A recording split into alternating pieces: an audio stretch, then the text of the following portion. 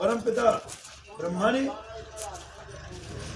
भगवान विष्णु की नाना प्रकार से स्तुति करी। भगवान विष्णु की स्तुति किया, लेकिन उस समय भगवान विष्णु हो तो स्तुति से प्रसन्न हो, क्योंकि भगवान विष्णु तो निद्रा के आवेश में थे, निद्रा के वशीभूत। तो स्तुति का, भगवान विष्णु की स्तुति का जो ब्रह्मा जी ने किया, उसका कोई फर्क रिजल्ट नहीं, कोई फर्क नहीं पड़ा। ऐसे समय पर ब्रह्मा जी के दिमाग ने काम किया। तो ब्रह्मा जी ने जब विष्णु की स्तुति किया, विष्णु जी नहीं जागे, तब उन्होंने योग माया की स्तुति की। निद्रा रूपी योग माया, उसकी स्तुति किया। हमारे दुर्गा सप्तशती में भी कम से कम 20 श्लोकों में ब्रह्मा जी के द्वारा योग माया की स्तुति की। और जब भगवान ब्रह्मा ने योग माया की स्तुति किया, उससे योग माया प्रकट। और जब योग माया प्रकट हुई तो ब्रह्मा जी से पूछा कि हे ब्रह्मदेव, आपने मुझे किस लिए आह्वान किया? ब्रह्मदेव ने कहा, हे देवी, ये देख रहे हो दोनों खड़े, ये भगवान के विष्णु के कान के मैल से उत्पन्न हुए, और ये दोनों मेरे को मारने का प्रयास कर रहे। अगर इन्होंने मुझे मार दिया तो सृष्टि का काम वही उत्पत्ति का काम है। इसलिए हे देवी, तुम कुछ समय के लिए भगवान विष्णु के नेत्रों से अलग हो जाओ। तो इनका इसका निराकरण भगवान यही कर सकते हैं, क्योंकि इस चीज में माहिर है, इनको ज्ञान है इस विषय का। झगड़ा कैसे किया जाता है, मारा कैसे जाता है, वो शंकर जी और विष्णु भगवान को, जो अपने ये त्रिदेव हैं, उनमें इन दोनों के काम है। वरदान देना, वरदान करना। ब्रह्मा जी ने केवल वरदान दिया अपने जीवन यात्रा में। ब्रह्मा जी ने केवल वरदान, इसके अलावा उन्होंने उत्पत्ति करना और वरदान देना और स्वयं का लिखना, लिखा हुआ बाँच ना पाना, ये ब्रह्मा की विशेषता।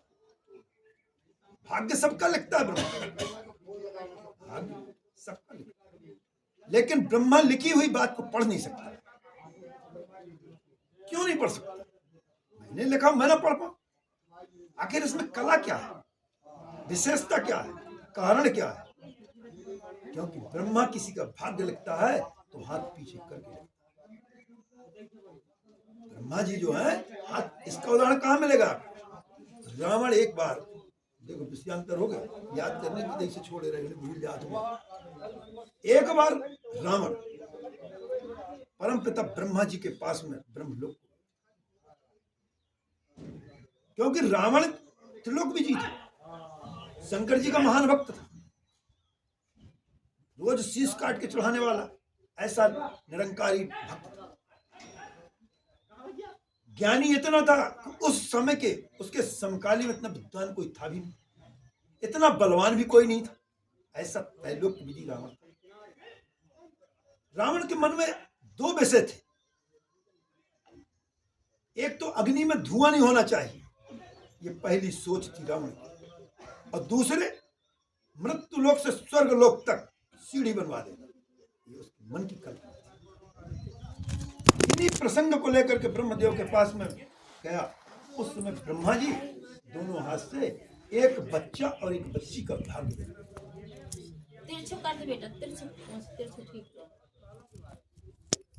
एक ब्रह्मा जी एक लड़की, एक कन्या और एक लड़के भाग्य लिखा।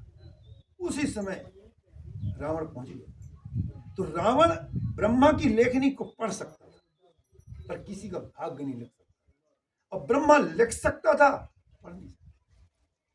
उसने क्या पढ़ा कि ब्रह्मा ने उस बच्चे का लिखा कि तेरा जन्म दक्षिण भारत में, और लड़की का लिखा कि तेरा जन्म उत्तर भारत में होगा, लेकिन दोनों का मिलन, विवाह, पत्नी पत्नी के रूप में इनका मिलन। रावण ने पढ़ लिया, रावण ने पढ़ लिया, बोला ब्रह्मा तेरा मन लिखा तो पढ़ लेता, लिखा नहीं सकता, पर देखता हूं कि तेरे अंदर कितनी क्षमता है। लिख दिया ना कि इनका दोनों का विवाह होगा, एक दक्षिण में एक उत्तर में, और फिर भी विवाह होगा, संपर्क होगा। देखता हूं। रावण ने उसी समय अपने सैनिक उस स्थान पर जहां जन्म होने वहां लगा दिया। लड़का पैदा हुआ उठवा लिया, लड़की पैदा हुई उसको उठवा लिया, तत्काल दे दिया और ला करके अपने महल के गुप्त स्थान पर, कैदखाना जो गुप्त कैदखाना बना था, उसमें इस सिरे में लड़के को, इस सिरे में लड़की को, दोनों को अलग अलग। समय व्यतीत हुआ, वो बच्चे बड़े हो गए। बच्चे जब बड़े हो गए, विवाह के योग्य भी हो गए, पर मिलन कैसे होगा? मैंने तो लिखा, पर मिलन होगा कैसे? जब युवावस्था को वो पहुंचे, शादी के योग्य हुए, एक दिन रावण, लंकापति रावण किसी कार्य से और 2-4 दिन के लिए बाहर चले, सैन्य बल के साथ 2-4 दिन के लिए लंका परित्याग करके कहीं और अन्यत्र चले गए। अब युद्ध के लिए गए ये नहीं लिखा, पर गए। महारानी मंदोदरी विश्व सुंदरी थी, साधारण नारी नहीं थी मंदोदरी। मंदोदरी विश्व सुंदरी, उनके समकक्ष उस समय पर कोई नहीं। उस समय पर महारानी मंदोदरी के मन में एक जिज्ञासा प्रकट हुई कि आज मैं चल करके और अपने महाराज के गुप्त कैद खाना जो बना रखा उन्होंने, आज मैं उसको उस गुप्त कैद खाने में कैसे बंदी भर्ती हो रखे उनका आज मैं अवलोकन करूं। ये मन में भाव है। उन्होंने अपने सेवकों को, सेनापतियों को आदेश दिया, महारानी है वो, लेके चले, उनके आदेश को कोई उल्लंघन तो नहीं कर सकता। लेके गए, देखा तो सबसे पहले जब गए तो वह सुंदर कन्या के दर्शन मंदोदरी ने किए। जब उसकी सुंदर, उस खूबसूरती को मंदोदरी ने अपने नेत्रों से देखा तो मंदोदरी के मन में लज्जा का भाव प्रकट हुआ, क्योंकि वो मंदोदरी तो विश्व सुंदरी थी, उनसे भी अति सुंदर वो कन्या। ऐसे उसके रूप लावण्य को जब मंदोदरी जैसी महारानी ने देखा, विश्व सुंदरी ने, वो भी लज्जित हो। पूछा तुम्हारा क्या नाम? तो उसको थोड़ी पता है मेरा नाम क्या है, कि मेरा माँ बाप कौन है, वो तो पैदा ही उठा लिया, उसको तो नहीं मालूम कुछ। बोली हमको ही नहीं पता कि हमारा नाम क्या है, गांव क्या है, कौन माँ बाप है, ये नहीं।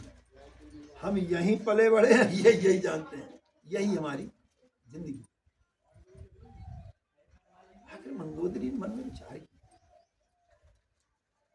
कि इस कन्या ने ऐसा कौन सा अपराध किया होगा इस लड़की ने, जिसको अपने नाम का पता नहीं, पैदा होते ही उठाई गई, तो उसका कौन सा दोष? केवल पैदा होना ही दोष है क्या? ऐसे तो यही समझ में आता है कि केवल पैदा होना ही दोष है उसका, और उसको उठा लिया।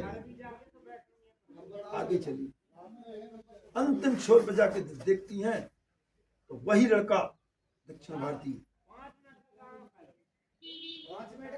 जब उसको मंदोदरी ने देखा, मंदोदरी के मन में विचार आया, ये लड़का इतना सुंदर है, इसके लिए वही लड़की उपयुक्त है जो प्रथम मैंने जिसको देखा है।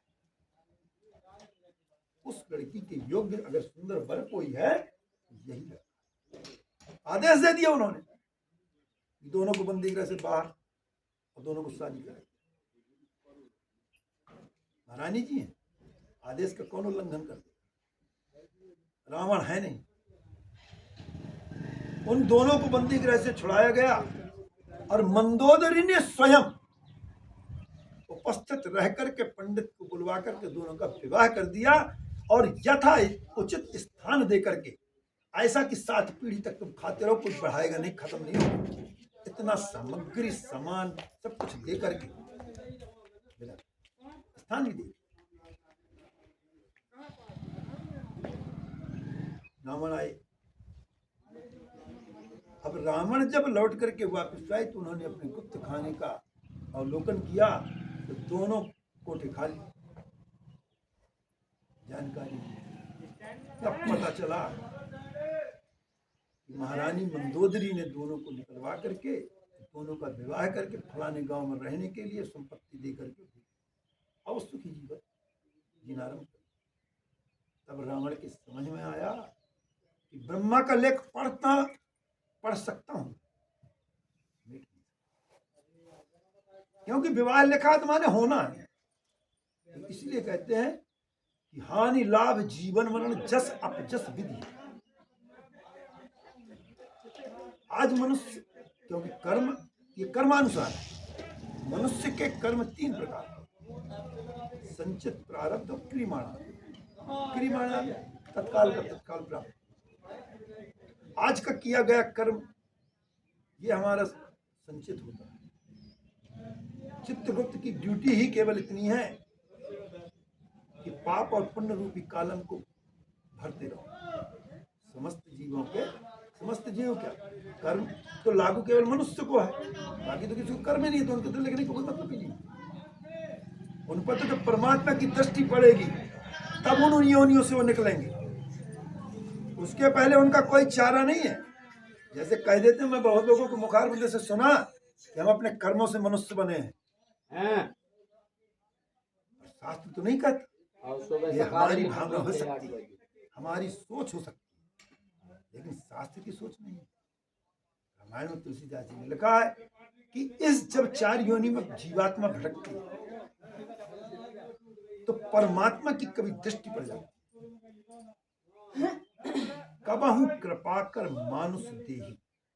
परमात्मा की जब दृष्टि पड़ती है तो प्रेम उमड़ता है उसका अपने पुत्र के प्रति, जैसे एक पिता का अपने पुत्र के प्रति प्रेम उमड़ता है ना, इसी प्रकार वो परब्रह्म परमात्मा पिता को जगत पिता है।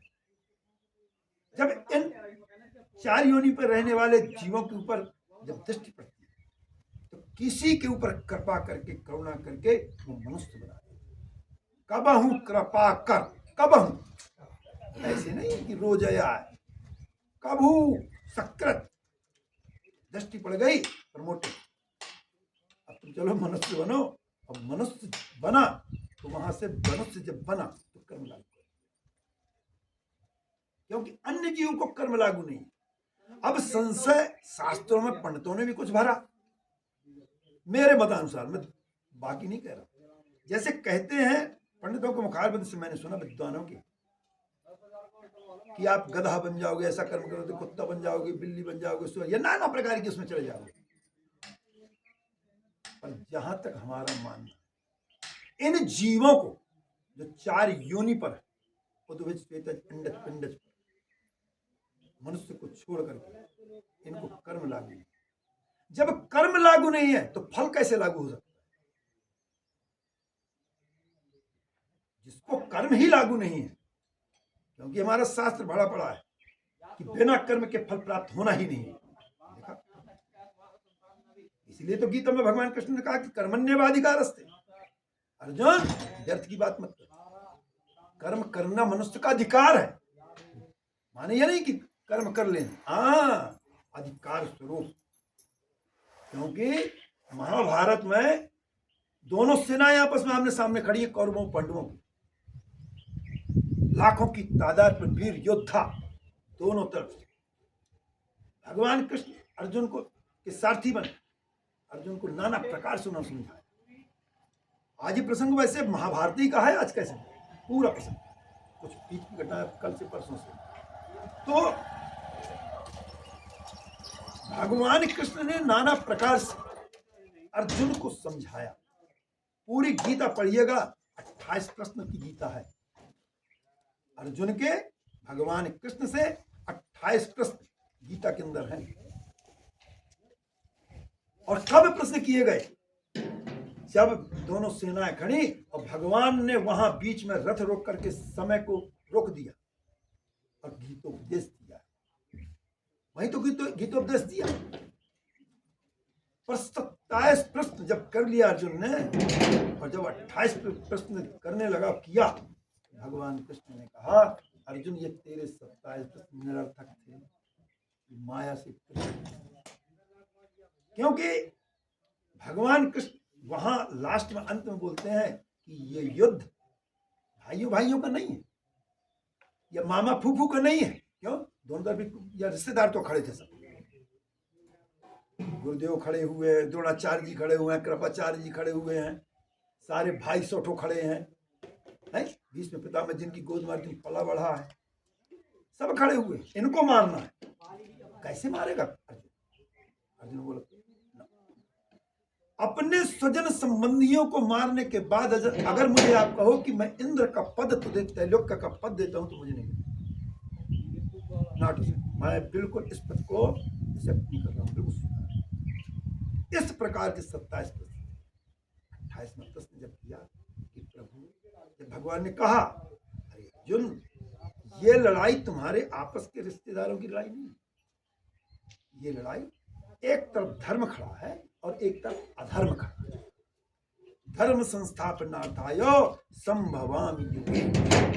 परमात्मा जब इस मृत्युलोक में धर्म का विनाश की ओर जाने लगता है तो हर युग में संभवामि युगे युगे, हर युग में परमात्मा किसी न किसी रूप को धारण करके आता है और अधर्म को समाप्त करके धर्म की स्थापना करके अपने पुनः अपने गंतव्य में चला जाता है। ये उसकी ड्यूटी, ये उसकी ड्यूटी।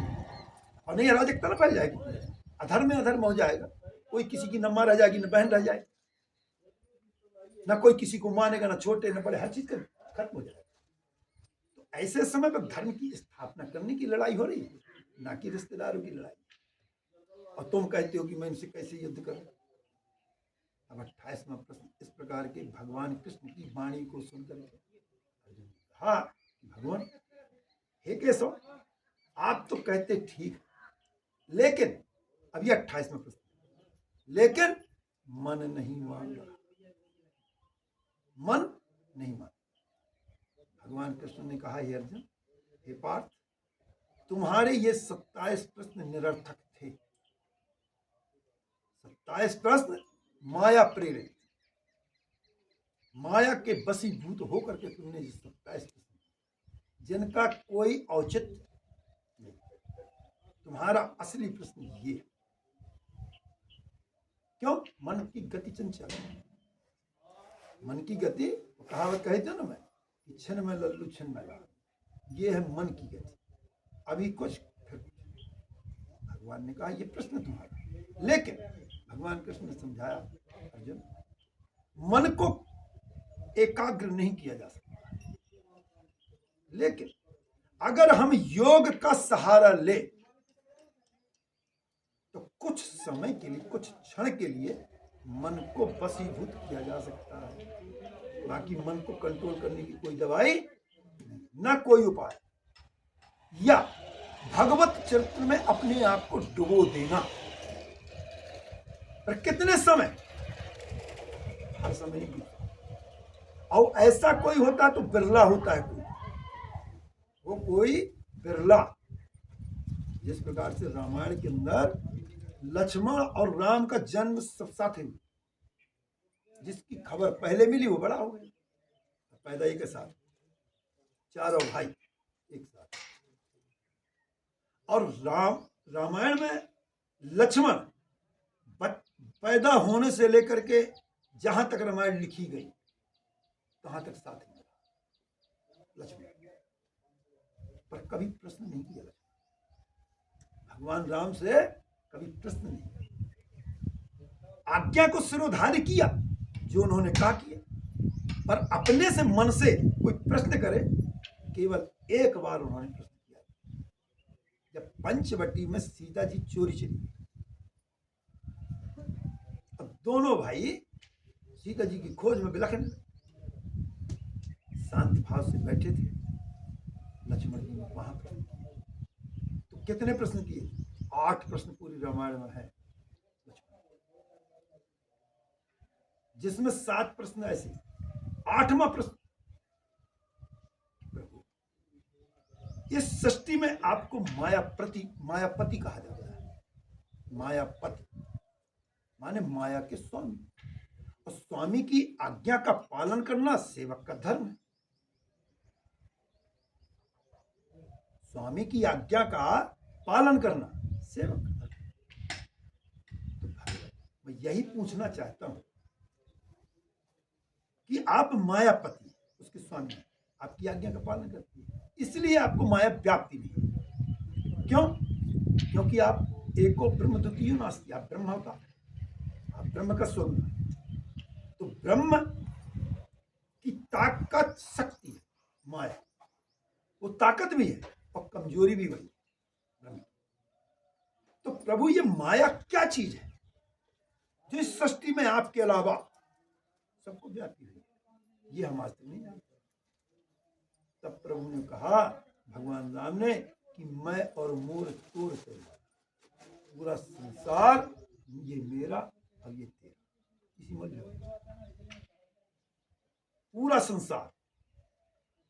वही चोट आपके बच्चे को लग जाए और वही एक दूसरे बच्चे को लग जाए, पराये बच्चे को, तो आपके अंदर की प्रतिक्रिया बता देगी कि माया की तरफ आपका झुकाव है कि उसकी तरफ। अपने का दर्द कुछ और होता है, मरने को अपना भी मरता है, दूसरा मरता है, और जब अपना मरता है तो अपन कैसे बिलखते, पर दूसरा मरता है, राम राम, इतना कर इतना काम हो जाता है।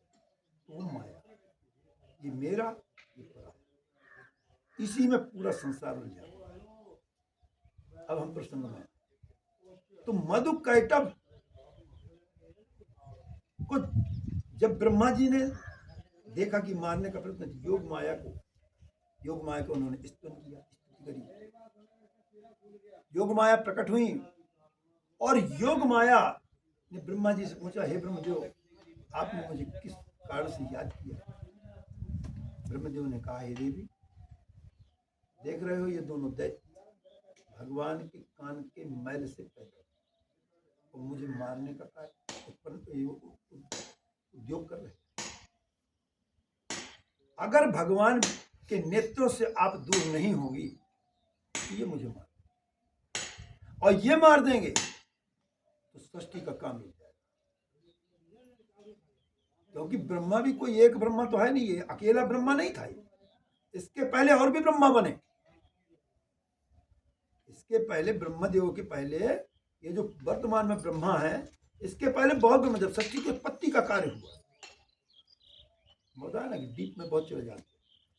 जब उत्पत्ति का कार्य हुआ सृष्टि की, तो ब्रह्मा जी को जब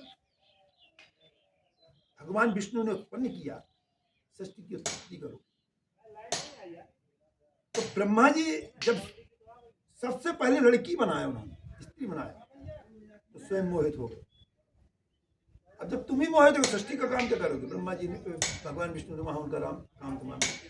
इस प्रकार से कई ब्रह्मा।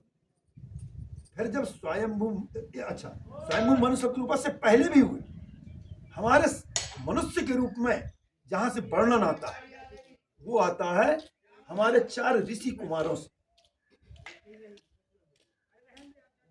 सनक, सनंदन, सनातन और सनत कुमार। सर्वप्रथम मनुष्य रूप में, और तो हुए मर गए फलाना ठिकाना, पर यहां से हमारी सृष्टि उत्पन्न होती है, सनक, सनंदन, सनातन और सनत कुमार से।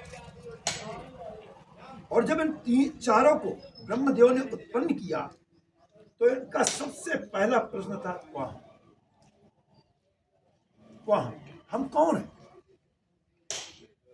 ब्रह्मदेव ने कहा, रे तुम मनुष्य भाई, किम कार्य, हमारा क्या कार्य, हमको क्यों प्रकट किया गया, क्यों हमको यहाँ किया? उन्होंने कहा, ब्रह्मदेव ने कहा कि तुमको सृष्टि के विस्तार के लिए, सृष्टि उत्पन्न करने के लिए हमने प्रकट किया। उन्होंने मना कर दिया, ये हमारे बस का कार्य नहीं। हम सृष्टि उत्पत्ति के कार्य में आपको किसी भी प्रकार का कोई सहयोग प्रदान नहीं कर सकते। चारों ऋषियों ने बोला। ब्रह्मदेव ने गुस्सा हो गए।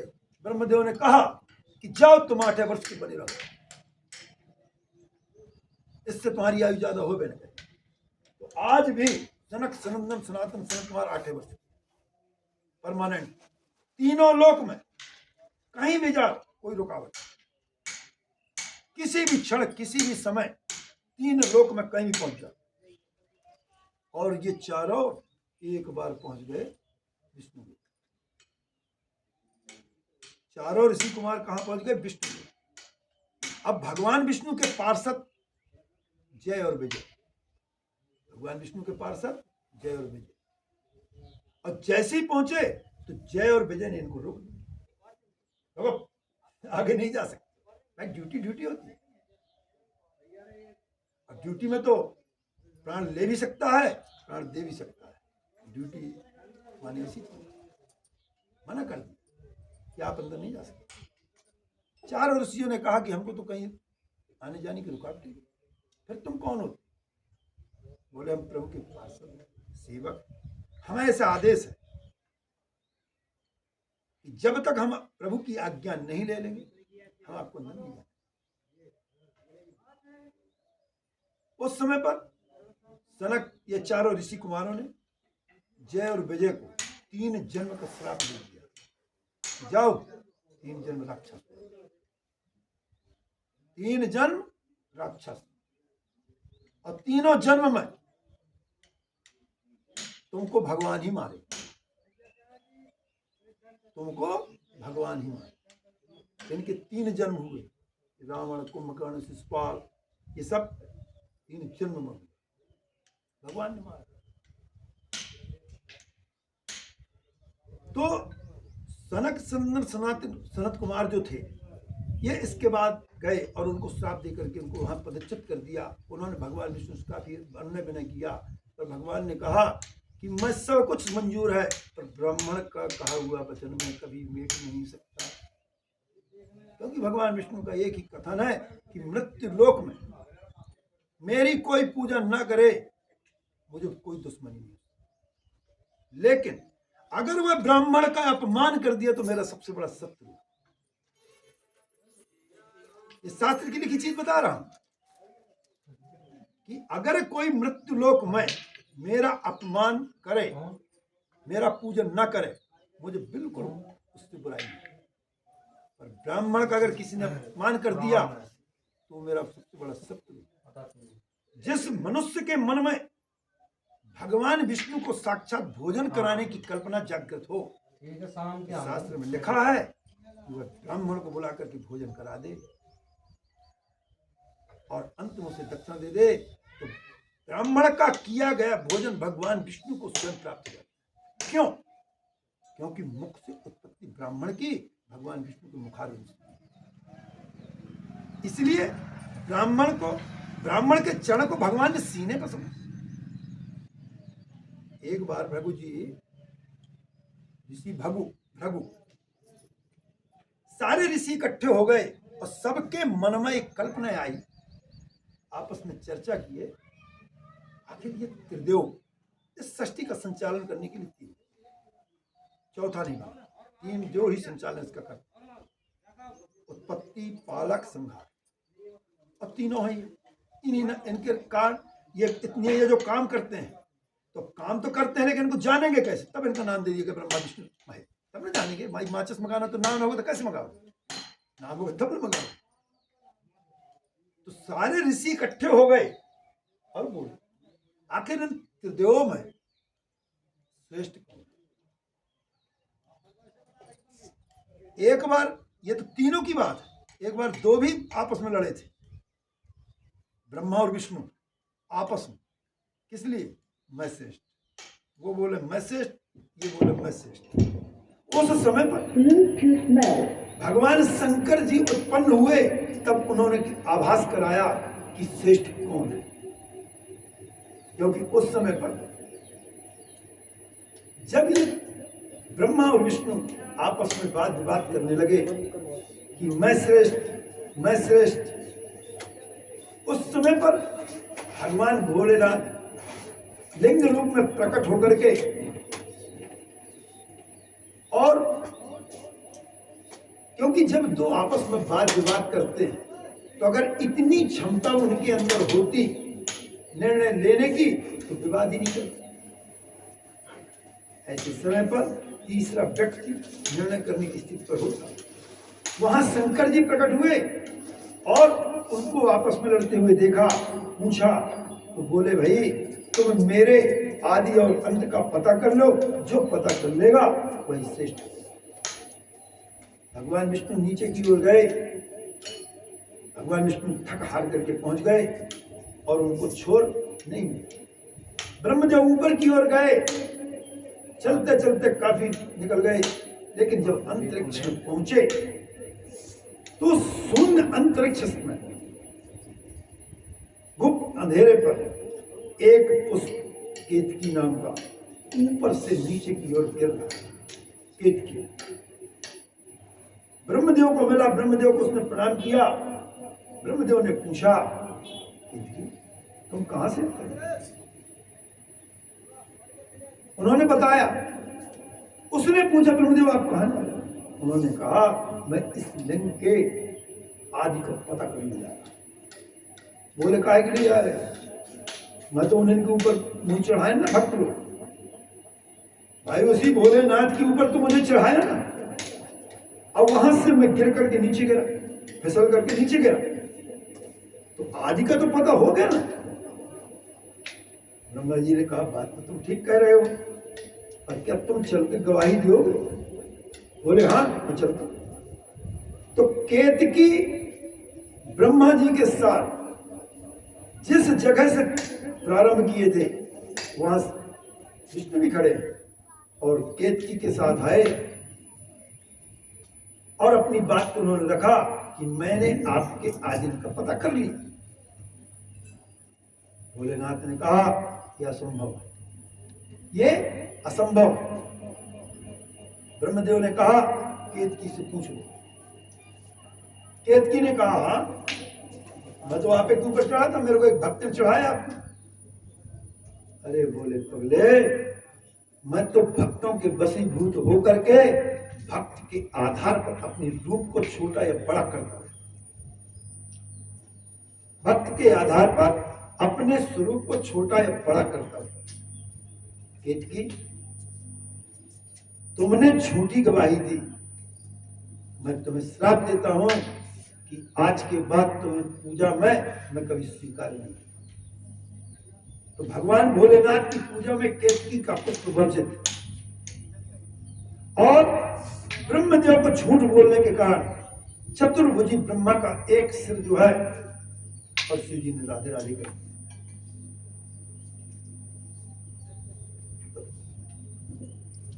इस प्रकार अब हम अपने विषय पे लौटे कि मधु कैटभ जब ब्रह्मा जी ने स्तुत किया, योगमाया नेत्रों से दूर हुई, उस समय पर भगवान विष्णु सुप्तावस्था से जागृत अवस्था में आए। उन्होंने पूछा हे ब्रह्मदेव किस कारण से आपने मुझे याद किया? बोले भगवान ये आपके कांस के मैल से ये दोनों पैदा हुए और ये मुझे मारने का प्रयत्न कर रहे हैं। हे भगवान ऐसे समय पर मैंने आपकी नाना प्रकार से स्तुति करी, लेकिन आप योग माया के वशीभूत थे, आपके नेत्रों में योग माया विद्यमान थी। फिर मैंने योग माया की स्तुति करी, तब आपके नेत्रों से दूर हुई। अब इनका उपाय प्रभु अब आप जाने। भगवान विष्णु का मधु कैटभ से भीषण युद्ध और शस्त्रों से युद्ध नहीं हुआ, केवल बाहु युद्ध हुआ। 5000 वर्ष तक मधु कैटभ और भगवान विष्णु का बाहु युद्ध हुआ। पंचवस्त्र सहस्त्राणी बाहु युद्धम समागत। 5000 वर्ष तक मधुकैटभ की भगवान विष्णु की लड़ाई है, लेकिन न तो मधुकैटभ जीते और न भगवान विष्णु जीते। बराबरी की जोड़, और जब बराबरी की जोड़ फंसे तो मधुकैटभ प्रसन्न हो गए। उन्होंने कहा, विष्णु, हमारी उत्पत्ति कोई पहली बार नहीं हुई, हम कई बार जन्मे, कई बार मरे, पर जब जब जन्म लिया हमने, हमसे कोई युद्ध करने वाला नहीं है। आज ये पहला मौका है कि जो इतने समय तक तुम हमारे पास टिके। इसका तात्पर्य है कि तुम्हारे अंदर दाने हैं, वीरता की निशानी है तुम्हारी। हम तुम्हारी वीरता को देख करके अति प्रसन्न हैं। तुम वरदान मांगो। तब भगवान विष्णु ने वरदान स्वरूप मांगा कि तुम दोनों मेरे हाथों से मारे जाओ। ये वरदान में मांगा भगवान विष्णु ने कि तुम दोनों मेरे हाथों से मारे। उन्होंने कहा, यह वस्तु हमने दिया, लेकिन उस समय पर पूरी पृथ्वी पर जल था। उन्होंने शर्त रखी कि जिस जगह पर जल ना हो वहां हमको मारा जाए।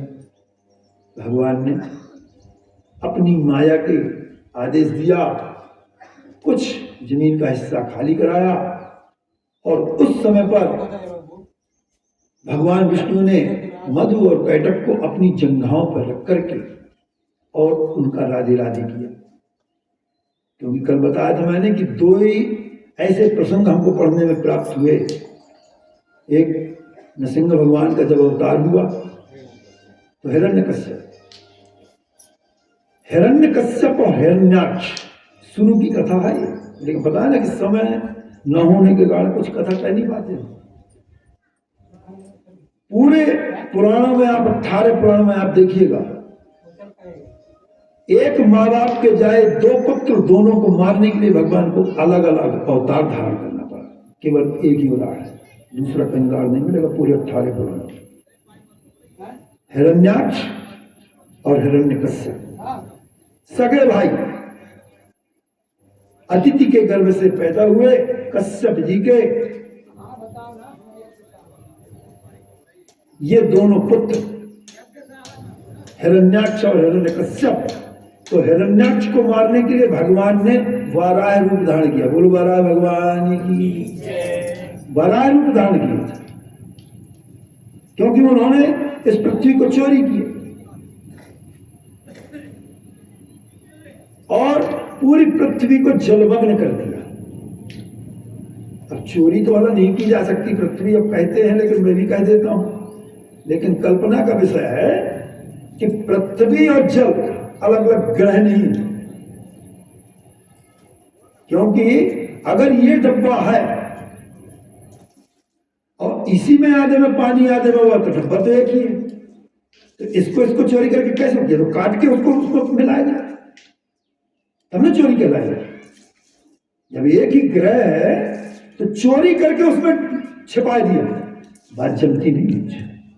अर्थात कहने का तात्पर्य मेरे कि हिरण्याक्ष इतना बलवान था, इतना बहादुर था कि इसने समुद्र में इस प्रकार की उथल पुथल करी कि समुद्र का पानी इतना बेगुमान होकर के उछाल मारा, पूरी पृथ्वी को जलमग्न कर दिया। पृथ्वी को जलमग्न उसने कर दिया। ऐसे समय पर भगवान विष्णु ने, क्योंकि जब जलमग्न किया तो इस पृथ्वी लोक पर रहने वाले नाना प्रकार के जीव जंतु सब विचलित हो, त्राहिमाम करने लगे। ऐसे समय पर भगवान विष्णु ने वाराह रूप को धारण किया, हिरण्याक्ष का उद्धार किया और पृथ्वी को अपनी खीसों पर लेकर के पुनः स्थापित किया। उन्हीं के दूसरे पुत्र अदिति का दूसरा पुत्र हिरण्यकश्यप, जिसको अदिति ने, ये दिति के गर्भ से पैदा हुए। तो दिति ने अपने बड़े पुत्र की मृत्यु के कारण, क्योंकि उसको भगवान विष्णु ने मारा, वहां से इनकी बुराई शुरू हो जाती है। क्योंकि कश्यप जी की कल 2 पुत्रियों का मैंने वर्णन बताया, कद्रु और बंतक, और यहां वही कश्यप जी की 2 पत्नी दिति और अदिति का प्रसंग है। दिति से राक्षस पैदा हुए, अदिति से देवता पैदा हुए। तो दिति ने अपने छोटे पुत्र हिरण्यकश्यप को ऐसी शिक्षा दिलाई और विष्णु के प्रति इस प्रकार का द्वेष भर दिया, इस प्रकार का द्वेष भरा कि आपस में एक दूसरे के खून के प्यासे हो गए। अब क्योंकि उसका कारण था, उसका कुछ कारण था, बिना कारण के कोई चीज नहीं है, शास्त्र भी बिना कारण के नहीं, कारण है। अदिति के जब इंद्र पैदा हुए, अदिति के गर्भ से जब इंद्र पैदा हुआ और त्रिलोकी का राज्य देवराज बन गया वो, तो ये बात दिति के भी मन में शंका कि आखिर मेरी बहन के जो पुत्र पैदा हुआ इंद्र का पद प्राप्त कर लिया, अब मैं उसी की बहन हूं, मेरे कोई संतान ही नहीं है। उस समय तक संतान दिति के नहीं थी। तब कश्यप जी से जिस प्रकार से वनिता ने प्रार्थना करी, उसी प्रकार से दिति ने प्रार्थना किया कश्यप जी का, हे स्वामी, बड़े कटु वचन बोल के, साधारण भाषा पे नहीं किया, कटु वचन। कैसन कर गया हो, घूम घूम घूम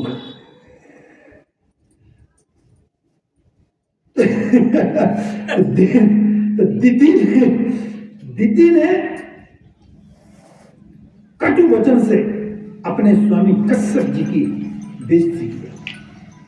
कैसे पति हो, मेरी बहन को पुत्र हो गए, इंद्र का पद प्राप्त कर लिया और हम खाली। नाना प्रकार से उन्होंने कहा मैं कुछ नहीं सुनना चाहती, मुझे अभी और इसी वक्त पुत्र चाहिए, अभी और इसी वक्त। पर कहते हैं कि संसार में आप सबसे लड़ सकते हो, पर स्त्री से नहीं लड़ सकते, स्त्री से नहीं लड़ा जा सकता। और स्त्री से लड़ने वाला व्यक्ति कभी सुखी भी नहीं रह सकता है, ये भी गारंटेड लिखित बात। नारी जब पूजनते रमनते तत्र देवता, जहां नारी का सम्मान होता है वहां देवता निवास करते हैं, और जहां नारी का अपमान होता है, अलपति रह जाओगे तो शांति नहीं मिल सकती है, क्योंकि ग्रह की लक्ष्मी कहलाती है नारी।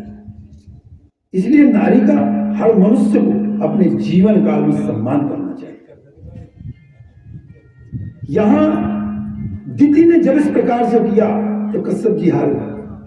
जिद अभी और इसी वक्त, कश्यप जी ने उसकी जिद के आगे घुटने टेके और अपनी योग माया के द्वारा, अपने तपोबल के द्वारा गर्भ धारण करा दिया। और जब गर्भ धारण कराया तो कश्यप जी ने बता भी दिया कि हे देवी, तुम्हारे 2 पुत्र पैदा होंगे। बड़ी खुश हुई थी कि मेरे 2 लड़के होंगे। आगे उन्होंने कहा कि जब 2 पुत्र होंगे तो दोनों राक्षस होंगे। तो घबरा के रोने लगी, चिल्लाने लगी, गाने लगी कि ऐसे पुत्र मुझे नहीं चाहिए। कश्यप जी ने कहा कि देवी, होनी को कोई बदल नहीं सकता है, टाल नहीं सकता है, क्योंकि तुम्हारी जिद के आगे, नारी की जिद के आगे पुरुष को हमेशा झुकना पड़ता है। आज तुम्हारी उस जिद के कारण मुझे झुक करके झुकना पड़ा, तुम्हें गर्भ धारण कराना पड़ा, तो तुम्हारे वर्तमान समय जो है वह उचित नहीं था। मैंने तुम्हें नाना प्रकार से समझाने का प्रयत्न किया कि समय की प्रतीक्षा करो, समय की प्रतीक्षा करो, पर आपने समय की प्रतीक्षा नहीं की। तब जानती हो कि तुम्हारे पुत्र जो होंगे बड़े बलवान होंगे और राक्षस होंगे। क्यों? क्योंकि जिस समय पर, जिस काल में तुमने ये मेरे से विनय किया था, वह संध्या काल का समय था। और संध्या काल के समय पत्नी संसर्ग करना शास्त्र वर्जित है, क्योंकि उस समय पर भगवान भोलेनाथ के गणों का विचरण करने का समय होता है। सायंकाल का समय भगवान भोलेनाथ के गणों के विचरण करने का समय होता है, और उस समय पर किया गया संसर्ग संतान उत्पत्ति में बाधक पैदा होता है, इसलिए उस समय स्त्री संसर्ग नहीं करना चाहिए। पर तुम अपनी जिद में अड़ी रही, जिसके कारण मुझे तुम्हें पुत्र धारण कराने पड़े, और वो दोनों पुत्र बलवान होंगे पर राक्षसी प्रवृत्ति के होंगे। दीदी घबरा गई, लेकिन कश्यप जी ने कहा, देवी थोड़ी धैर्य रखो। कश्यप जी ने कहा कि जो तुम्हारे दोनों पुत्र होंगे ना, इतने बलवान होंगे कि भगवान को 2 बार अवतार लेना पड़ेगा उनको मारने के लिए। एक बार वो काम नहीं चलेगा, 2 बार अलग अलग रूप धारण जब परमात्मा करेगा तभी उनका वध कर सकता है, बाकी उनको हराने वाला कोई नहीं। तो वही हिरण्याक्ष को भगवान ने वराह रूप धारण किया, और हिरण्यकश्यप को मारने के लिए भगवान ने उसको हिरण्याक्ष को मारने उसको हिरण्यकश्यप को मारने के लिए भगवान को नृसिंह रूप धारण किया। अब नृसिंह रूप क्यों धारण किया, उसका भी कुछ कारण है, क्योंकि भगवान बिना कारण के तो कुछ बताया ना, मैं इस सृष्टि में कारण बगैर तो कुछ है ही। क्योंकि दीदी ने भगवान विष्णु के प्रकार इस भगवान विष्णु के प्रति हिरण्यकश्यप के मन में इस प्रकार से द्वेषता भर दी थी, और उसी प्रकार से उसको उसने शिक्षा ग्रहण करवाई। हिरण्यकश्यप को शिक्षा भी जो करवाई, ग्रहण करवाई, इसी प्रकार से करवाई कि विष्णु का सामना कर सके। और उस समय की बात है कि जब हिरण्यकश्यप की पत्नी कयाधु गर्भ से थी, और हिरण्यकश्यप तपस्या करने के लिए, और वो निर्जन वन में चला गया तपस्या करने के लिए, कुछ शस्त्रों प्राप्त करने के लिए। ये जब चले गए तो यहां अब घटना घटती है। यहां अदिति ने मौका देखा, पहले क्या देखा अदिति ने कि एक गर्भ धारण की हुई है, नहीं वो तो उस पर था। ये यहां कयाधु जब गर्भ धारण करती है तो नारद जी को ये बात पता चली कि कयाधु जो है गर्भ से है, और देवगण अदिति की आज्ञा से उसका वध करने वाले हैं, क्योंकि वह भगवान विष्णु का परम विरोधी होने के कारण उसका पुत्र भी विरोधी होगा, यह भाव हुआ। तो क्यों ना इसको गर्भ में ही समाप्त कर दिया जाए। पर देवर्षि नारद को जब ये बात पता चली तो देवर्षि नारद ने कयाधु को ही उठवा लिया, कयाधु को ही उठवा लिया उन्होंने, और लेकर के अपने धाम को गए, और वहां कयाधु को उन्होंने सुरक्षित रखा। पर नारद जी के यहां एक ही पाठ पढ़ाया जाता है, एक ही पाठ जानते हैं, दूसरा पाठ नारद जी जानते नहीं, नारायण पाठ जानते हैं, श्रीमन नारायण नारायण। ये बात 24 घंटे तो मुखारबिन से वीणा क्या ध्वनि वही है उनकी, तो ये कयाधु सुनती थी। इसलिए कहते हैं ना अपने सियाने लोग कि जब कोई स्त्री गर्भ से हो तो सुंदर सुंदर उसके सम्मुख फोटो वगैरह लगाना चाहिए, उसको चरित्र सुंदर सुंदर सुनाना चाहिए। क्यों? माता का खाया हुआ, माता का पिया हुआ, माता का सुना हुआ बच्चे के ऊपर प्रभाव पड़ता है। तो इसलिए जब स्त्री कोई गर्भ धारण करे तो उसे नाना प्रकार के सांसारिक विषयों से दूर करके सुंदर विचारों की ओर उसका मुख मोड़ना चाहिए, उसके विचारों को मोड़ना चाहिए, ताकि आने वाली संतान अच्छे से अच्छा पैदा हो सके। यहां कयाधु के गर्भ में नारायण की भाषा सुनने को मिलती थी, नारद जी के द्वारा नारायण का नाम सुनने को मिलता था। वह बच्चा गर्भ में पलने वाला वो नारायण भक्त बन गया। घर में पलने वाला बच्चा नारायण भक्त बन गया। हिरण्यकश्यप तपस्या करके लौटा। यहां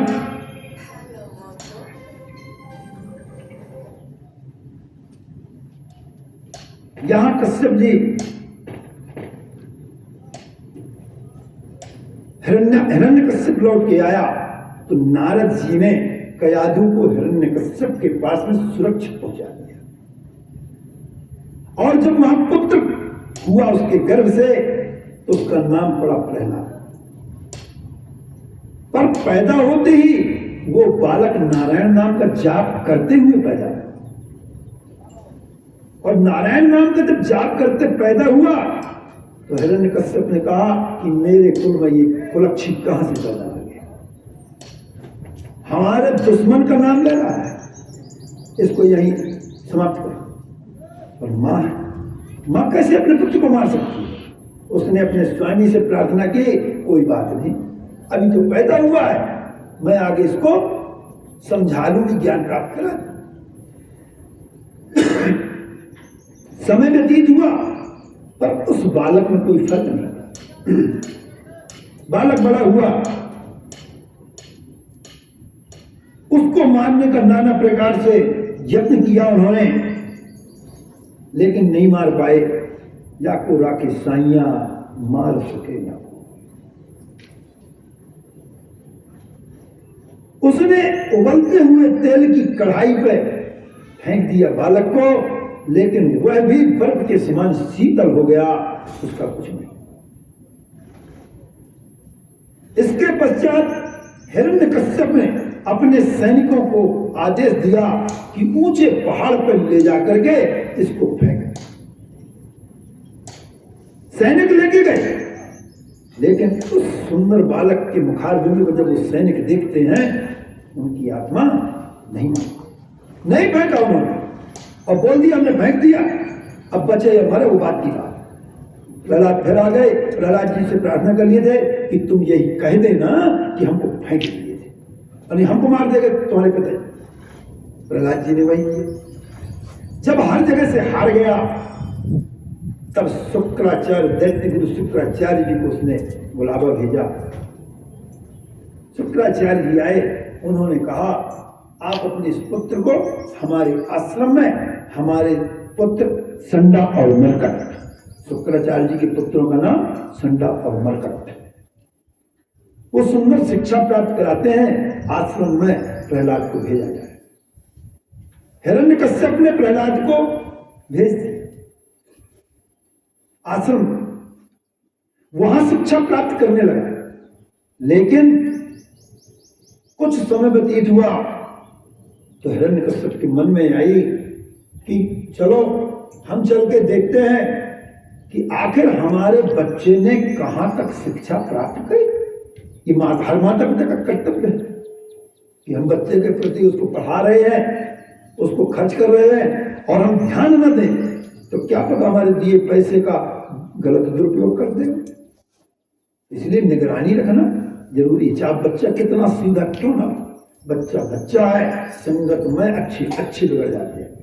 इसलिए हर माता पिता का कर्तव्य है कि बच्चा कितना योग्य, कितना पढ़ा लिखा, कितना होशियार है, पूर्ण विश्वास करें आप, लेकिन निगरानी से वंचित ना रखें। ये ज्ञान की बात है। तो यहां हिरण्यकश्यप के भी मन में आया कि चला जाए, देखा जाए। गए, वहां अपने पुत्र प्रहलाद को बुलवाया, संडा मरकट आए, बैठा ले, राजा आए हुए, बोले हमारे पुत्र को बुलाया जाए, क्या पढ़ा उसने, क्या नहीं पढ़ा, हम परीक्षा लेंगे।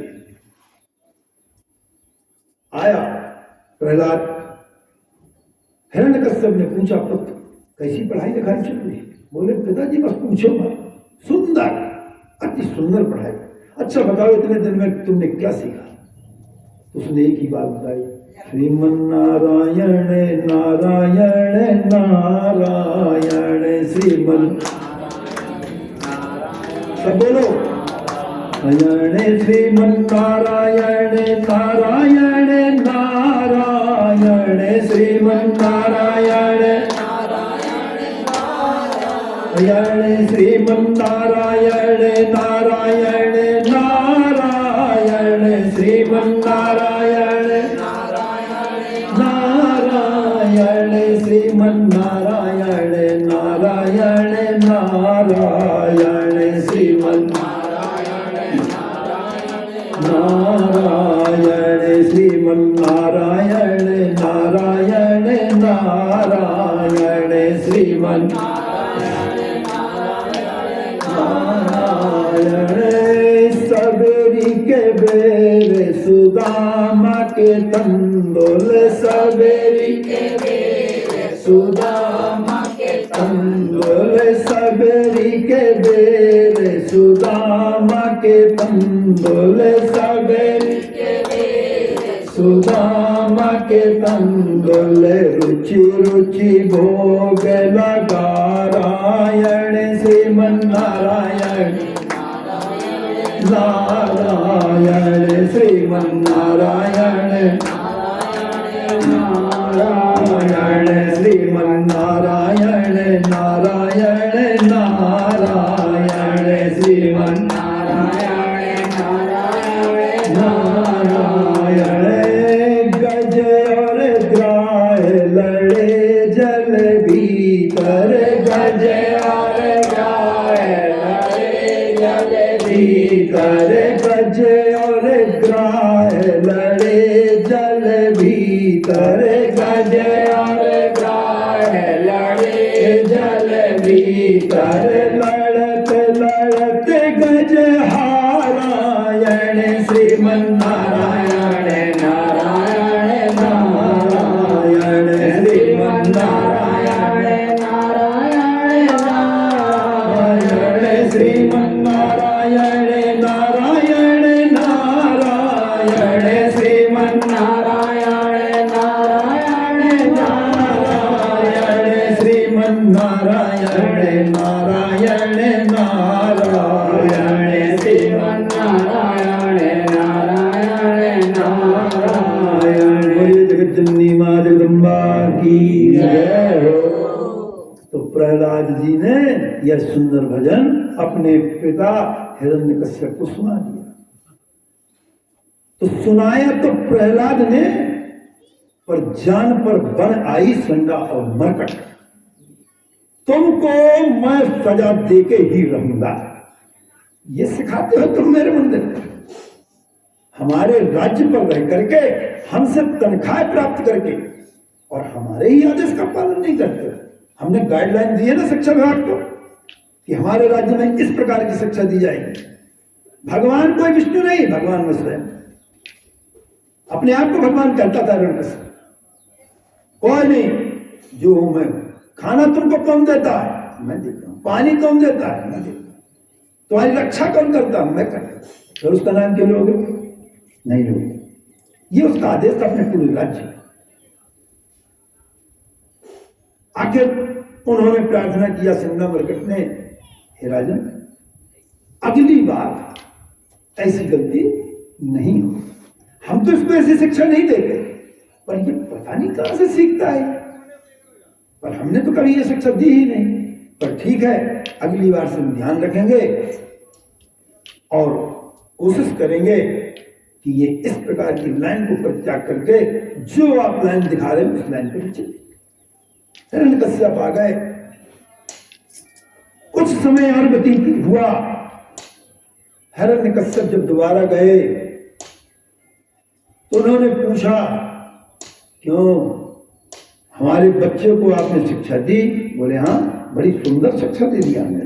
अब तो सुंदर वो पाठ पढ़ता है, आपके गुणगानों को गाता है और कोई भी उल्टा काम ऐसा नहीं करता है। बोले ठीक है, हम अपने पुत्र, हमारे पुत्र को बुलाया जाए, हम अपने पुत्र से मिलना चाहते। प्रहलाद को बुलाया गया। प्रहलाद आए। बोले क्यों, पढ़ लिए? बोले हाँ पिताजी, हमने अच्छी पढ़ाई, अच्छा पढ़ाते हैं गुरु जी।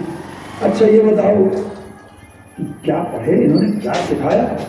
तो फिर वही कहा श्रीमन्नारायण, एक ही पाठ पढ़ा था। पहली बार अकेले पढ़ा, पर दूसरी बार जब हिरण्यकश्यप गए तो सारे लड़के श्रीमन्नारायण नारायण वही गाने लगे। अर्थात पूरे स्कूल में, पूरे विद्यालय में, पूरे गुरुकुल में उसने नारायण नाम के पाठ का प्रचलन कराया। इससे हिरण्यकश्यप क्रोधित हो गया। जब क्रोधित हुआ तो बोले अब इसका उपाय पढ़ाई लिखाई नहीं, अब इसको हाथी के पैर के तले रोंदवा दिया जाए। पर वहां भी बच गए। इसके पश्चात जब हर जगह से थक हार गया हिरण्यकश्यप, तो हिरण्यकश्यप की एक बहन थी होलिका, बहन थी होलिका। होलिका पहुंची। होलिका ने कहा भैया आप बड़े उदास चिंतित, अपनी व्यथा उन्होंने बताई। बोले चिंता मत करो, मेरे को अग्नि का वरदान प्राप्त है। अग्नि का मुझे वरदान प्राप्त है कि मुझे अग्नि मेरा कुछ नहीं बिगाड़ सकती है, इसलिए आप चिंता छोड़ लकड़ी का प्रबंध करो बस। उन्होंने कहा अभी लो, लकड़ी का ढेर लगा दिया गया। प्रहलाद को लेकर होलिका बैठ गई। तभी से ये होली का त्योहार मनाया जाता है, जिसमें वरदान प्राप्त होलिका जल गई और नारायण नाम का जाप करने वाला प्रहलाद खेलता हुआ बाहर आया। वहां भी हार गया। अंत में प्रहलाद से पूछा आखिर प्रहलाद बताओ ये यार नारायण ये रहता कहां है, ये करता क्या है? तो जब देखो तो नारायण, जब देखो तो नारायण। तब प्रहलाद ने कहा, विष्णु पुराण में एक सुंदर व्यास जी ने लिखा है, न केवलम तात मम प्रजानां सा ब्रह्म भूतो भवत विष्णु धाता विधाता परमेश्वरश्चि प्रसीद कोपम कुरु से किमर्थम। पिताजी आप नाहक में क्यों क्रोध कर रहे हैं? न केवलमता हिता, हे पिताजी आप में भर नहीं या मुझ में भर नहीं। मम प्रजाना, ये जितनी प्रजा है ना, या जो भी दिखाई दे रहा सब में भूत भविष्य जितना है वही तो है जिसका नाम मैं लेता हूं। सा ब्रह्म भूत, इस सृष्टि में जितना सब कुछ दिखाई दे रहा है, अर्थात कहने का तात्पर्य कि वह कण कण में व्यापक, वह जिसका नाम मैं लेता हूं वो कोई साधारण नहीं है। आप केवल अपना नाम अपने राज्य में लिवा सकते हैं, दूसरे राज्य में आप नहीं लिवा सकते हैं अपना नाम। अमेरिका वाला अपना आदेश सीधा चला ले, कैसे चला लेगा? या भारत वाला जाकर के इंग्लैंड में कहे कि मेरे यहाँ के आदेश को पालन कर, कैसे करें? तो आप अपने राज्य में कर सकते हो, पर इस सब्रह्म भूतो, इस सृष्टि के अंदर जितना जो कुछ दिखाई दे रहा है सब में वही विष्णु है, उसको कैसे बदल देंगे? तो आपको इस व्यर्थ का क्रोध जो करके अपनी एनर्जी वेस्ट करते हैं, ऊर्जा नष्ट करते हैं ना, इसको छोड़ दीजिए और सत्य को स्वीकार कीजिए, सत्य को स्वीकार कीजिए। बोले कण में, तो बोले इस खंभा में भी आइटम क्या? बोले खंभा क्या, जहां कहो। बोले ले अगर इसमें तेरा है तो निकाल लिया खड़ा काट। बोलो मैं इस खंभे को ही पर जैसी खड़क उसने मारने के लिए उस खंभे में लगाई तो उस खंभे को फाड़ करके विकराल रूप को धारण कर, जो न मनुष्य है न जानवर है, सृष्टि में ऐसी कोई रचना नहीं है, ऐसा अद्भुत प्राणी पैदा हुआ जिसका नाम नरसिंह भगवान पड़ा। बोले नरसिंह भगवान की, इनका नाम नरसिंह भगवान पड़ा। पर ऐसा रूप धारण करने के पीछे भी कारण था। बताया ना कि बिना कारण के सृष्टि में कोई चीज नहीं, कारण जरूर लगा, उस कारण के आधार पर आगे की प्रतिक्रिया व्यक्त होती है, आगे के कार्य संपन्न होते हैं। हिरण्यकश्यप जी ने जो तपस्या करी, उस तपस्या इतनी ज्यादा उसने किया कि ब्रह्मदेव को जब सामने प्रकट कर लिया तो ब्रह्मदेव ने कहा कि वरदान मांगो, तो उसने कहा ऐसा वरदान दे दो मुझे कि मेरी मृत्यु ही कभी ना हो। ब्रह्मा जी ने कहा नहीं भाई, जो सृष्टि में जन्म लिया है ब्रह्म के अलावा, जब मैं अपने आप को स्वयं अमर नहीं कर सकता तो मैं दूसरे को क्या कर सकता? क्योंकि ब्रह्मा भी अमर नहीं है, विष्णु भी अमर नहीं है, शंकर भी अमर नहीं है। यह बात कहां मिलेगी आपको? रामायण में। क्योंकि कागभूषण, विषयांतर कर रहा हूं, थोड़ी देर ध्यान देना, विषयांतर कर रहा हूं, रामायण पढ़ते हैं कौन? कागभूषण एक ऐसा पात्र रामायण के अंदर, नाम कागभूषण, कौवे की योनि, लेकिन भगवान का परम भक्त, और उस भक्ति में से जब भगवान प्रसन्न हुए, उसकी भक्ति से प्रसन्न हुए, तो बोले कागभूषण वरदान मांग, बारंबार वरदान मांग। तो उसने क्या मांगा कागभूषण ने? कि परमात्मा की अविरल भक्ति मांगा, मोक्ष नहीं मांगा, अविरल भक्ति मांगा।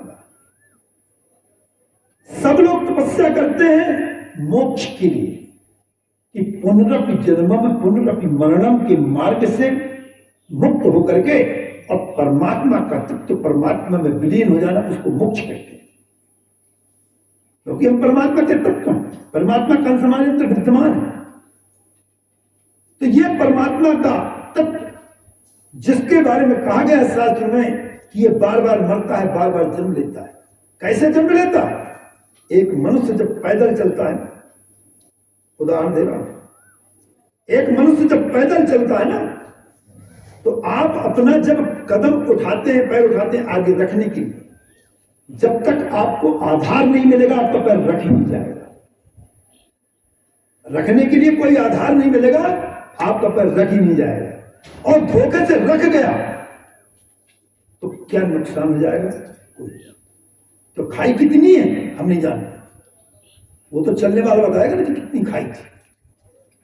इसी प्रकार से ये जीवात्मा पुनरपि जन्मम पुनरपि मरणम, जब तक दूसरा उसको यह तत्व पंच तत्व का तैयार नहीं होगा, तब तक वो इस जीवात्मा को छोड़ेगा नहीं, इस पंच तत्व के स्वरूप नहीं छोड़ेगा।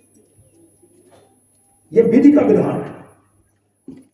यही तत्व मनुष्य रूप में जब आता है और मनुष्य रूप में आकर के कर्म करता है, मोक्ष के लिए प्रयास करता है, तो कहते हैं ना कि जन्म जन्म मुनि जतन कराही, अंत राम कहीं आवत नहीं। तपस्या करते रहते काहे के लिए? मोक्ष प्राप्त करने। पर जब उनके प्राण निकलने का समय आता है ना, तो मनुष्य के शरीर में 3 प्रकार के परमात्मा ने ताप बनाए हैं, चौथा ताप नहीं बना। जिस प्रकार से 5 तत्व परमात्मा ने बनाया, छठवां तत्व नहीं बनाया। 3 गुण बनाए, चौथा गुण नहीं बनाया, चौथा गुण नहीं बनाया परमात्मा ने। रजोगुण, तमोगुण, सतोगुण, पृथ्वी, अग्नि, जल, वायु और आकाश, ये 5 तत्व, इन 5 तत्व से शरीर का निर्माण। उसके अंदर जीवात्मा परमात्मा का अंश ये विद्यमान है। तो ये शरीर को जब छोड़ेगा, जब हमको दूसरा शरीर तैयार नहीं होगा, तो ये जो बार बार जन्म लेता, बार बार मरना, इसी के लिए मुनि लोग तपस्या करते हैं। पर भगवान की गति कैसी है? जो तो 3 ताप बनाए हैं ना, कफ, वात, पित्त, चौथा ताप नहीं है। डॉक्टर हो, नाड़ी 3 होती, चौथी नाड़ी नहीं है महाराज। हम तो डॉक्टर नहीं है, हम तो शास्त्र पढ़ के बता रहे हैं कि नाड़ी भी 3। डॉक्टर जो इधर पकड़ के देखता है, वो यही देखता है कि कौन सी नाड़ी उसकी ज्यादा चल रही है, दवाई उसी की करूंगा। कफ की चल रही है कि बात की चल रही है कि पित्त की चल रही है।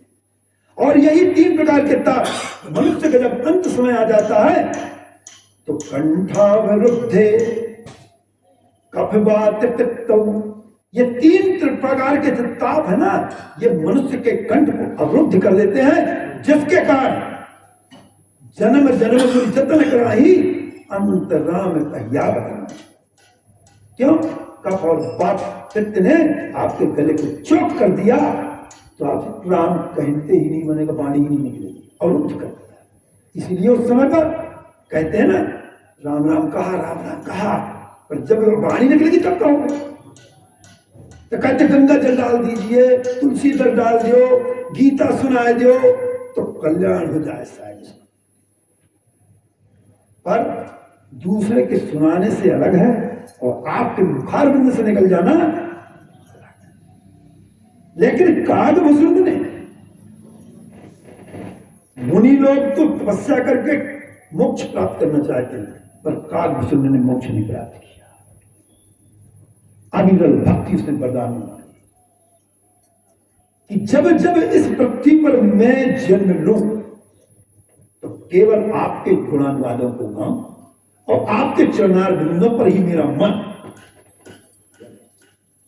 भगवान ने कहा, तू कितना बदमाश है कागभूषुंड, बड़े बड़े तपस्वियों को मैंने देखा, तू तो काग है, पर बड़े बड़े तपस्वियों को देखा मोक्ष मांगते, अब तू मोक्ष नहीं मांग रहा। बोले नहीं प्रभु, हमें मोक्ष नहीं चाहिए, मोक्ष ले लेंगे तो ये अविरल भक्ति के भाव से वंचित रह जाए, इसलिए हमको अविरल भक्ति चाहिए। भगवान ने कहा दिया, लेकिन उसने फिर तांगड़ा दिया।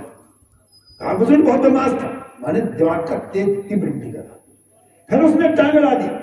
टांग क्या अड़ा दी कि प्रभु मैं आपकी अविरल भक्ति तो चाहिए, लेकिन जब जब इस पृथ्वी पर आपका मनुज अवतार हो तो मैं इस गंधमादन पर्वत को परित्याग करके आपके बाल स्वरूप के दर्शन करने के लिए आपके सानिध्य में रहूं, यह भी वरदान चाहिए। जब जब मनुष्य रूप में अवतार तब तब, क्यों? इसका स्थान कहां है? गंधमादन पर्वत। कागभूषुंड कहां बैठते हैं? गंधमादन पर्वत पर। समस्त बुजुर्ग अच्छी पक्षी वगैरह आ जाते हैं, वो सब बैठते हैं और ये भगवान के चरित्र को सुनाते हैं और वो सुनते हैं। अब ये बात किसने देखी? गरुड़ ने देखी, शंकर जी ने भेजा, कल बताएंगे उसको प्रसंगों को। तो कागभूषुंड ने ये वरदान साथ में मांगा। तो जब भगवान राम का जन्म हुआ मनुष्य रूप में, जब भगवान राम का मनुष्य रूप में जन्म हुआ तो वही कागभूषुंड गंधमादन पर्वत को छोड़ के अयोध्या सरजू के किनारे भगवान के बाल स्वरूप के दर्शन करने के लिए पहुंचे। तुलसीदास जी ने लिखा है कि जब भगवान राम खेलते थे, सामने आकर के काग बैठ जाता, भगवान पकड़ने की कोशिश करते थे, पीछे हट जाता था। अर्थात भगवान के साथ एक किलोले खेलता था, जैसे अपन बच्चे आपस में खेलते हैं, इस प्रकार से वह कागभूषुंड भगवान के साथ खेला करता था। एक बार भगवान राम को जमुना में बाल्यकाल में, क्योंकि बाल्यकाल जो उसका जन्म से लेकर 5 वर्ष तक की मानी जाती है, वो बाल्यकाल अवस्था होती है जिसमें कह देते वो भगवान का अवतार है। नहीं कहते बोले कि भगवान के अवतार है बालक। तो कागभूषुंड भगवान राम को जब जमुनाई आई तो कागभूषुंड ने मन में विचार किया कि मैंने ये सृष्टि तो बहुत की, अब मैं अंदर ही देख लूं कि अंदर आखिर भगवान के अंदर कौन सी बलाया है, इस बलाया का भी अवलोकन में कर। ये उसके मन में भाव आया कागभूषुंड के। भगवान को जमुनाई आई, अंदर प्रवेश कर गया हवाई जहाज की तरह, और अंदर चला गया। अंदर गया, भगवान का मुख बंद। जैसे ही अंदर गया, भगवान का मुख बंद हो गया। अच्छा, भगवान का मुख बंद तो कागभूषुंड कहां जाएंगे? उधर ही में घूम रहे। 1 वर्ष के बाद में भगवान को दोबारा जब वहां आई तो काकभूषुंड बाहर आए, और जब काकभूषुंड बाहर आए तब उस पेट के अंदर का ब्रह्मांड का उसका वर्णन उन्होंने किया कि मैंने भगवान के उदर पर जाकर के बड़े बड़े ब्रह्मांड देखे, बड़े बड़े पर्वत, ज्वालाएं, ग्रह, सारे ग्रह, सब कुछ मैंने उसके अंदर देखा। हर लोक पर अनगिनत लोक मैंने देखे, हर लोक पर मैंने ब्रह्मा विष्णु महेश देखे। रामायण कहती है, मैं नहीं कहती। हर लोक पर मैंने ब्रह्मा देखा, विष्णु देखा, महेश देखा, पर राम न देखे राम। ऐसा राम तीनों लोकों पे, पूरे ब्रह्मांड में मैंने कहीं नहीं देखा कि काकभूषुंड वर्णन। वही काकभूषुंड जब भगवान का द्वापर में कृष्ण के रूप में गोकुल में जब जन्म हुआ, वो पुनः आता है, तब इसका वर्णन हमारे एक रसखान कभी नहीं किया नहीं। काग के भाग बड़े सजनी, हरि हाथ से ले गए माखन, कि ऐसा वो कौवा भाग्यवान, तो वो कौन था? वही काकभूषुंड कि भगवान के साथ किलोले खेल रहा है, भगवान मक्खन लगी रोटी खाते हैं, उन्हीं को छुड़ा कर ले चला जाता है। तो ऐसी अविरल भक्ति काकभूषुंड ने प्राप्त। यहां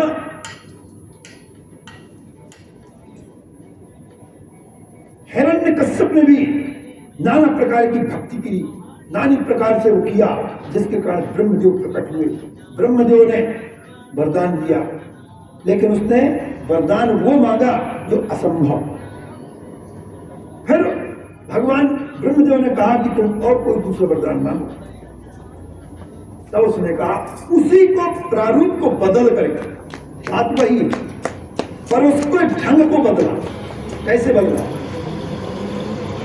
कि न मैं आप अस्त्र से मरूं, न शस्त्र से मरूं, न ऊपर मरूं न नीचे मरूं, न भीतर मरूं न बाहर मरूं, न दिन में मरूं न रात में मरूं, अर्थात न मनुष्य से मरूं न जानवर से मरूं।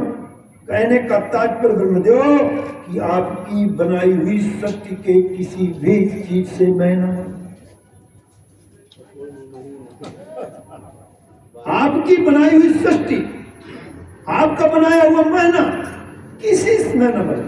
भगवान ने कहा योग वस्तु जाओ, ब्रह्मा ने कहा योग वस्तु। वहां भगवान विष्णु ने समझाया था ब्रह्मदेव को कि वरदान देना सरल काम, फिर उसका तोड़ ढूंढना बड़ा मुश्किल काम होता है।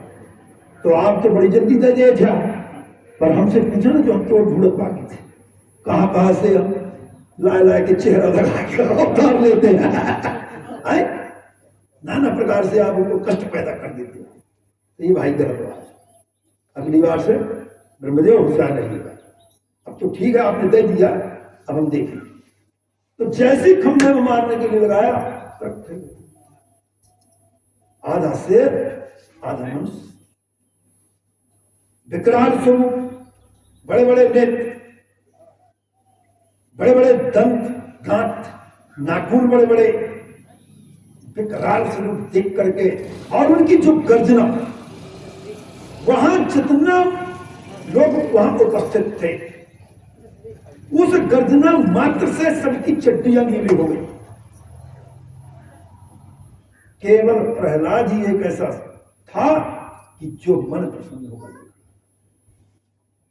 5 वर्ष की आयु है उसकी, प्रहलाद की 5 वर्ष की आयु है, और इतने विकराल स्वरूप को देख करके नहीं जाना।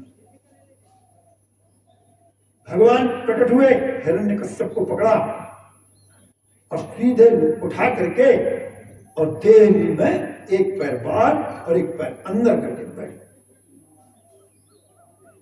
उसको उठाया, अपनी जंघाओं पर रखा। कल भी बताया था, 2 ही उदाहरण है जंघाओं पर रख के मारने वाले। जंघाओं पर रखा, और जब जंघाओं पर रख लिया, तब हिरण्यकश्यप कहता है, विष्णु तेरे अंदर इतनी क्षमता नहीं कि तू मुझे मार ले। बोले क्यों? बोले क्योंकि मुझे वरदान प्राप्त है ब्रह्मा से, परम पिता ब्रह्मा से मुझे वरदान प्राप्त। भगवान विष्णु ने पूछा कि तुझे क्या वरदान प्राप्त है? बोले मुझे वरदान प्राप्त है कि न मैं भीतर मरूं न मैं बाहर मरूं। बोले मूर्ख, देख बीच देने पे बैठा हुआ हूं, एक पैर बाहर एक पैर अंदर, तो न मैं बाहर हूं न मैं अंदर। बोले मुझे ये भी वरदान है, मैं न दिन में मरूं न रात में। बोले देख गोधूली का समय है, गोधूली के समय को न रात कहते हैं न दिन कहते हैं। गोधूली का समय सायंकाल का समय जो होता है वो गोधूली का समय, तो न दिन है न रात। बोले हिरण्यकश्यप बोला प्रभु मुझे तो, विष्णु मुझे तो ये प्रभु तो नहीं कहा उसने, क्योंकि कहता तो आखिर लड़ाई क्यों करता। बोले विष्णु मुझे ये भी वरदान है, न मैं ऊपर मरूं न नीचे। बोले देख मेरी जंघाओं पर रखा, न धरती है न आसमान है, जंघाओं पर। बोले तो मुझे तो ये भी वरदान है कि न मैं अस्त्र से मरूं न शस्त्र से। बोले मेरे पास कोई अस्त्र नहीं, मेरे नाखून तेरे लिए काफी, तेरे हृदय को विदीर्ण करने के लिए मेरे नाखून काफी। बोले तेरे 12 महीनों पे न मरूं। बोले मलमास का महीना मैंने बना दिया, ये जो मैंने मलमास का महीना बनाया ना केवल तेरे कारण, बाकी कोई उद्देश्य नहीं था। ऐसे समस्त जितने ब्रह्मा जी ने से वरदान सुनाए सबका तोड़ निकाल करके और भगवान विष्णु ने हिरण्यकश्यप का राधे राधे किया। हाँ, हिरण्यकश्यप का राधे राधे किया। और इसके बाद पश्चात उस विकराल स्वरूप के सम्मुख जाने की किसी की हिम्मत नहीं। क्यों? एक तो खून से लपट, दांतों में खून, मुंह में खून, सब में खून, गर्जना भीषण विकराल स्वरूप, कौन जाए? सारे देवता आकाश में बैठे हुए, पर हिम्मत किसी की नहीं, किसी भी की नहीं। ऐसे समय नारद जी ने लक्ष्मी जी को जाकर के बताया, हे देवी आप अपने पिताजी के क्रोध को केवल आप ही शांत कर सकते हैं, बाकी उस स्वरूप के सम्मुख जाने की किसी की क्षमता नहीं। लक्ष्मी जी आई और जब उन्होंने देखा तो वो भी डर के मारे राधे राधे हो गई, भाग गई नहीं। अब कौन ऐसे विकराल स्वरूप के सामने जाएगा, उनको शांत कौन करे? तब पुनः नारद जी ने प्रहलाद को कहा, आज भगवान ने अगर इस विकराल स्वरूप को धारण किया है तो केवल तेरे निमित्त किया है, न तू होता न वो ये अवतार लेते। अब इनसे तू ही जाकर के प्रार्थना कर कि ये अपने इस स्वरूप का परित्याग करके अपने मूलभूत रूप में आए और क्रोध को शांत। प्रहलाद गया, नारद जी की प्रेरणा से भक्त प्रहलाद उतने विकराल स्वरूप नृसिंह भगवान के सम्मुख पहुंच गया। भगवान के सानिध्य में जब गया तो भगवान से बोलने की क्षमता नहीं थी उसके पास, पर भगवान ने अपने शंख को उसके गले पर स्पर्श कराया, जिसके कारण उसके मुख से वाणी प्रकट हुई। और उस वाणी जब प्रकट हुई और जब उसने स्तुति करी तो नरसिंह भगवान ने अपने उस स्वरूप का परित्याग किया और उसको जो है 36,000 वर्ष तक शासन करने के लिए आश्रम देवता करके राजा अंतर ध्यान होता। तो ये सुंदर प्रसंग जन्मेजय ने जब सुना तो सुखदेव जी महाराज ने कहा, हे राजन, मैंने मधु कैटभ का सुंदर प्रसंग तुम्हें सुनाया और भी सुनाया, अब तुम और क्या सुनने की मन में इच्छा रखते हो तो वह कहकर के तुम मुझे बताओ। ऐसे भगवान सुखदेव जी महाराज के मुखारबिंद से सुनकर के और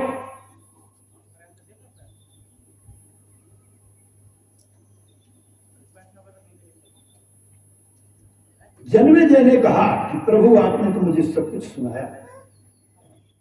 अब मैं भगवान के अलग अलग रूपों के आपने दर्शन मुझे कराए, अपनी वाणी के ज्ञान के माध्यम से, वाणी के माध्यम से आपने मुझे दर्शन कराया, उनके चरित्रों को सुनाया। भगवान, अब मैं आपके मुखारबिंद से भगवान राम के उस सुंदर चरित्र को सुनना चाहता हूं कि किस प्रकार से अयोध्या के अंदर भगवान राम ने जन्म लिया, अवतार लिया, और किस प्रकार से उन राक्षसों जो मेघनाद, कुंभकर्ण, रावण जैसे त्रिलोक विजयी, इंद्र को बंदी खाने में रखने वाले, बंदी बनाने वाले, इंद्र पर विजय प्राप्त करने वाले, रावण की सभा में समस्त देवतागण हाथ जोड़े खड़े रहने वाले, ऐसे रावण का भी जिन्होंने वध किया, ऐसे भगवत चरित्र को मैं आपके मुखारबिंद से सुनना चाहता हूं। महाराज सुखदेव जी ने कहा, हे राजा, ये तो तुम्हारा बहुत सुंदर प्रश्न। सुखदेव जी महाराज ने कहा कि हे राजन, भगवान राम का वंश, सूर्यवंश, ये बहुत पुराना वंश है, और इस वंश में एक से एक अनेक राजा, प्रतापी, दानी, बहादुर, एक से एक। हे राजन, अब मैं तुम्हें इनकी पूरी कथा छोटे रूप में सुना रहा हूं। हे राजन, तुम्हारे ही सूर्यवंश में एक राजा सगर हुए, सूर्यवंश में राजा सगर हुए। राजा सगर यज्ञ करना चाहते थे। उनके 60,000 पुत्र थे, 60,000 पुत्र राजा सगर के। अश्वमेघ यज्ञ करने की उन्होंने मन में विचार किया, तो अश्वमेघ यज्ञ करने में एक घोड़े के गले में तख्ती बना करके, नोट लिख करके छोड़ दिया जाता था। अगर उस घोड़े को किसी ने रुकावट पैदा कर दी तो उसमें उनको विजय प्राप्त करनी पड़ेगी, तब जाके यज्ञ सफल होगा। और अगर घोड़ा निर्विघ्न तरीके से आ गया तो वो सफल है, और अगर कहीं रुकावट तो युद्ध करना पड़ेगा। तो राजा सगर ने अश्वमेघ यज्ञ करने के लिए यज्ञ का घोड़ा छोड़ दिया। पर राजा सगर ने जब उस यज्ञ के घोड़े को छोड़ा तो सबसे बड़ा दर्द किसको हुआ? सबसे बड़ा दर्द इंद्र को। मैं बताया ना कि ऊंच निवास कर मत नीचे, और इंद्र को हमेशा हुए कि डर रहता है उसके अंदर कि ये जो यज्ञ कर रहा है तो ये मेरा पद ना ले गए, ये पूजा कर रहे हैं तो कहीं मेरे बराबर उस पद पर न पहुंच जाए। एक ही मन में उसके अंदर भाव है। हम पूजा करते हैं, वो चोरी छिपे खड़ा रहता है, अदस्य हो। क्यों? केवल उसके मन में एक ही शंका का भाव कि मेरा पद ना चल जाए, मैं देवलोक से पदच्युत न हो जाऊं। एक यही डर उसके अंदर 24 घंटा बना रहता। राजा सगर ने जब अश्व का घोड़ा छोड़ा तो उस घोड़े को इंद्र ने चोरी कर लिया, और जब चोरी किया तो यह बात राजा सगर के पुत्रों को पता चली, तो उन्होंने पीछा किया तो रास्ते में घोड़े को छोड़ करके इंद्र भाग गया। घोड़ा ले आए। इसके बाद में पुनः घोड़े को दोबारा जब छोड़ा गया तो इंद्र ने पुनः चोरी किया, और जब पुनः चोरी किया तब राजा सगर के पुत्रों को जब पुनः पता लगा और जब पीछा किए, और जब इंद्र ने देखा कि अब मैं नहीं बचूंगा, तो कपिल मुनि के आश्रम में उस घोड़े को बांधकर इंद्र का अपनी बलाय कपिल मुनि के ऊपर उसमें डाल दिया और अपना अंतर ध्यान हो गया। इंद्र इतना तेज बुद्धि का बदमाश देवराज, क्यों भाई ने बदमाश कि जब हमारे और जब बांध दिया तो राजा सगर के पुत्र जब गए तो उन्होंने जब घोड़े को कपिल मुनि के आश्रम में बंधा हुआ देखा तो कपिल मुनि को उन्होंने बड़ा भला बना, जिसके कारण कपिल मुनि क्रोधित होकर के उनको श्राप के द्वारा राख में तब्दील कर दिया, भस्म।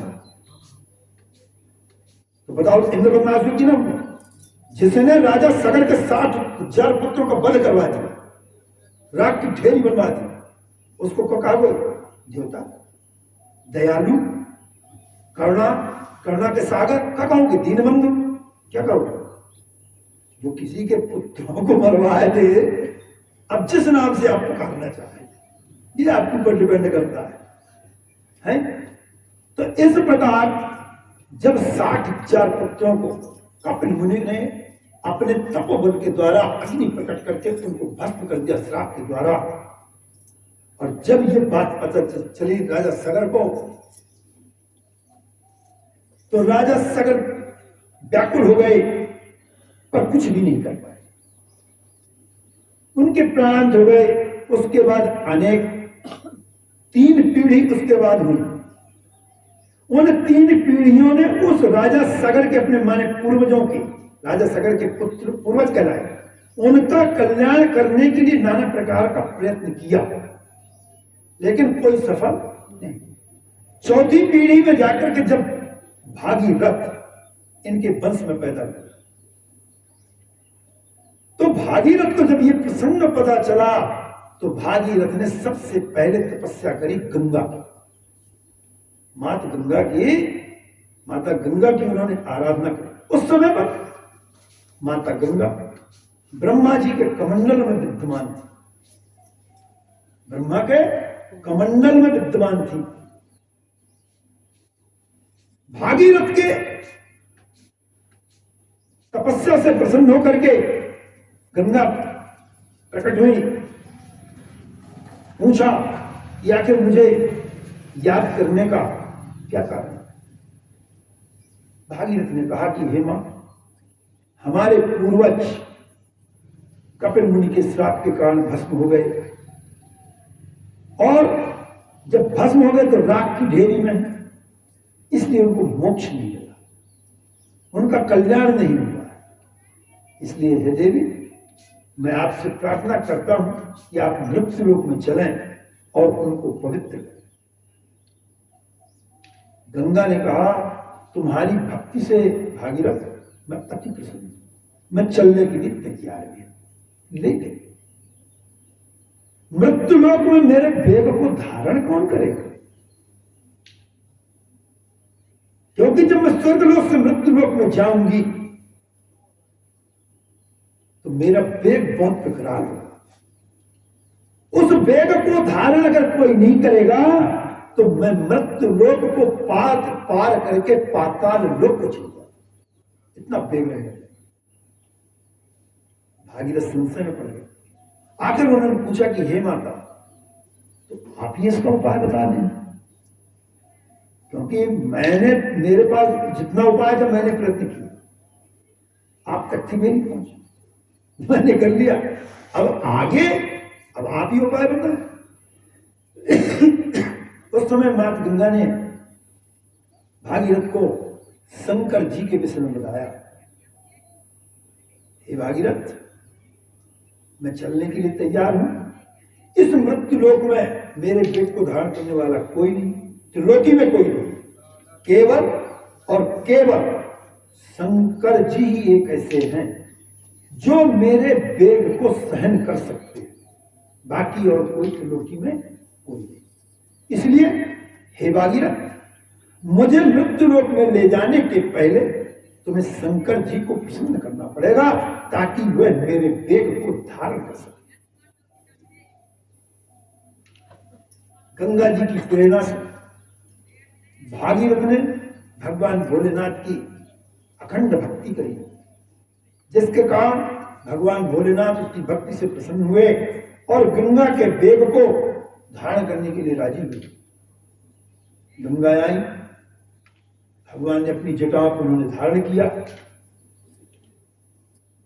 अब जब अपनी जटाओं में धारण किया तो गंगा ने कहा कि भागीरथ, मुझे कहां जाना है, क्यों प्रसन्न करके तुम लाए हो, तो मार्ग तुम बताओ ना, मुझे कब पता कि कपिल मुनि कहां भस्म करें थे तुम्हारे भाई ने, ये तेरे पूर्वजों को, तो तुम आगे आगे मैं पीछे पीछे, ताकि तब ना तुम्हारे उस स्थान पर जाकर के मैं आपके पूर्वजों के मरे हुए बतकाए शरीर को, राख को और पवित्र करूं। तो शंकर जी की जटाओं से निकली गंगा, भागीरथ पैदल आगे आगे, पीछे पीछे गंगा, कपिल मुनि आश्रम से गुजरते हुए उस राख की ढेरी को पवित्र करते हुए, और गंगा सीधे बंगाल की खाड़ी में जाकर के समुद्र में समाये। और उनको वरदान भी प्राप्त है गंगा को, इसी कलयुग में जब यह कलयुग अपने चरम पर आएगा, मध्यकालीन समय के पश्चात, तो गंगा मृत्यु लोक का परित्याग करके और विष्णु लोक को चली जाएगी। क्योंकि गंगा, सरस्वती और तुलसी ये तीनों श्रापित है, ये तीनों श्रापित है, आपस में एक दूसरे को श्राप दिया है तीनों ने। तुलसी ने गंगा को दिया, गंगा ने सरस्वती को, तो सरस्वती ने अपने तीनों को दिया। अब फिर तीनों जब श्रापित हो गई, एक दूसरे को दे दिया, तब विष्णु भगवान के पास पहुंची कि स्वामी, भगवान विष्णु ने कहा मैं क्या करूं, लड़े तो तुम हो, मैं बोला था कि तुम लड़ो वापस, मैंने तो नहीं कहा, और लड़ी और श्राप दी हो, जाना पड़ेगा, जब श्राप हो गया है तो जाना पड़ेगा। इसीलिए गंगा को यहां आना पड़ा, इसीलिए सरस्वती को दृश्य रूप माना पड़ा, तुलसी को माना पड़ा। वही तुलसी, इसी में प्रसंग आएगा आगे चल, वही तुलसी का मान भंग विष्णु ने किया, मान मर्दन किया था उसके पति का रूप धारण करके। तो तुलसी जब निकलने लगे और अपने रूप को धारण किया, विष्णु के रूप को, तुलसी ने देखा, मान मर्दन होकर उसका इज्जत लूट लिया, तब तुलसी ने श्राप दिया था कि विष्णु, तू तो वज्र के समान है, तू तो पत्थर के समान तेरा दिल है, तेरा हृदय है जो ना पत्थर, जिसमें कोई फर्क नहीं पड़ता है। एक स्त्री का अस्तित्व को खत्म करना जानता तूने क्या किया, जा मैं तुझे श्राप देती हूं कि तू पत्थर का होगा। शालिग्राम कब बने, शालिग्राम कहां से आ गए, तुलसी ने ही शालिग्राम बना दिया। जब तुलसी ने भगवान विष्णु को श्राप दिया कि जाओ पत्थर के हो जाओ, तब भगवान विष्णु पत्थर के हुए और गंडकी नदी के किनारे, जितना पत्थर गंडकी नदी में मिलता वो पूरा शालिग्राम, वो पूरा शालिग्राम। और गंडकी नदी के किनारे किनारे वृंदा के समूह आपको मिलेंगे, तुलसी के समूह मिलेंगे। तो ऐसा वो आगे प्रसंग आता था।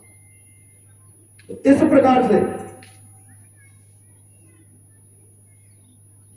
भागीरथ ने गंगा को मार्ग दिखाया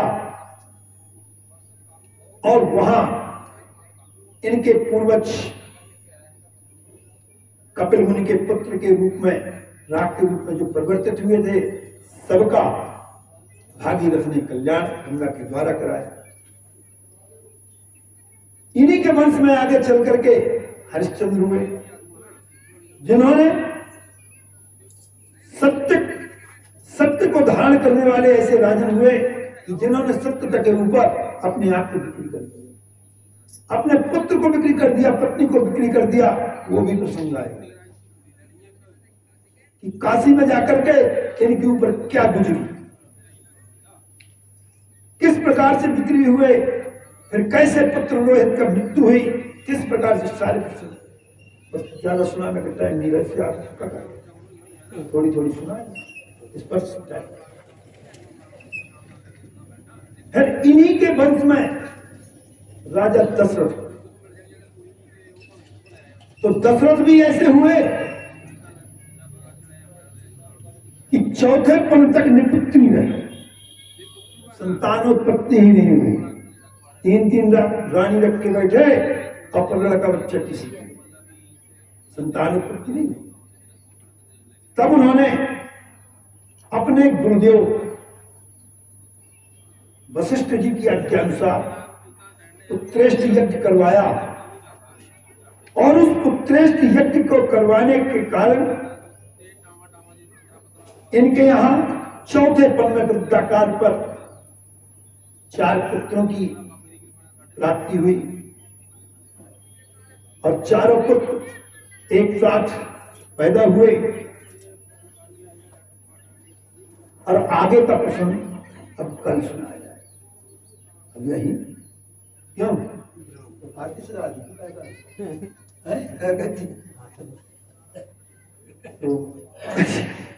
तो आगे का प्रसंग रामचरित्र कल सुनाया जाएगा।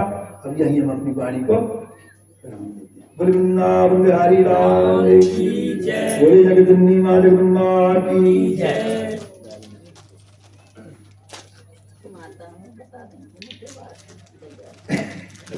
अच्छा, पहले से आप बना रहे थे।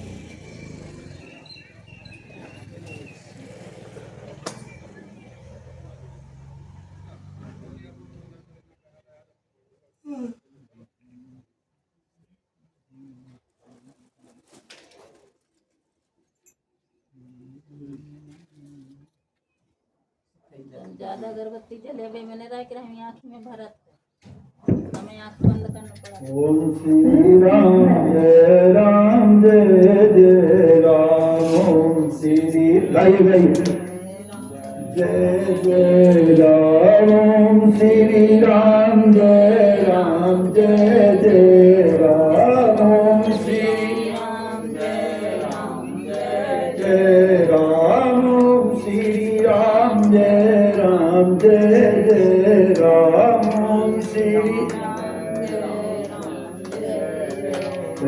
आरती। ओम चंद्रमा मनसो जात चक्षो सूर्यो अजायत, श्रोत्रागायत प्राणच मुखादग्निरजायत, कर्पूर गौरम करुणावतारम संसार सारम भुजगेन्द्रहारं, सदा वसन्तं हृदयारविन्दे भवं भवानी सहितं नमामि। मन्दारमाला कलतालकायै, कपालमालाङ्कितशेखराय, दिगम्बरायै च दिगम्बरायै, नमः शिवायै च नमः शिवायै। त्वमेव माता च पिता त्वमेव, त्वमेव बन्धुश्च सखा त्वमेव, त्वमेव विद्या द्रविणं त्वमेव, त्वमेव सर्वं मम देव देव, त्वमेव सर्वं मम देव देव। गुरुर्ब्रह्मा गुरुर्विष्णु गुरुर्देव महेश्वरा, गुरुर्साक्षात् परब्रह्म तस्मै श्री गुरुवे नमः, तस्मै श्री गुरुवे नमः। अखंड मंडलाकारं व्यापितं येन चराचरं तत्पदं दर्शितं येन तस्मै श्री गुरवे नमः। या देवी सर्वभूतेषु मातृरूपेण संस्थिता नमस्तस्यै नमस्तस्यै नमस्तस्यै नमो नमः। या देवी सर्वभूतेषु कान्तिरूपेण संस्थिता नमस्तस्यै नमस्तस्यै नमस्तस्यै नमो नमः। या देवी सर्वभूतेषु बुद्धिरूपेण संस्थिता नमस्तस्यै नमस्तस्यै नमस्तस्यै नमो नमः। चलिए जलेन शीतलीकरणं जपमान।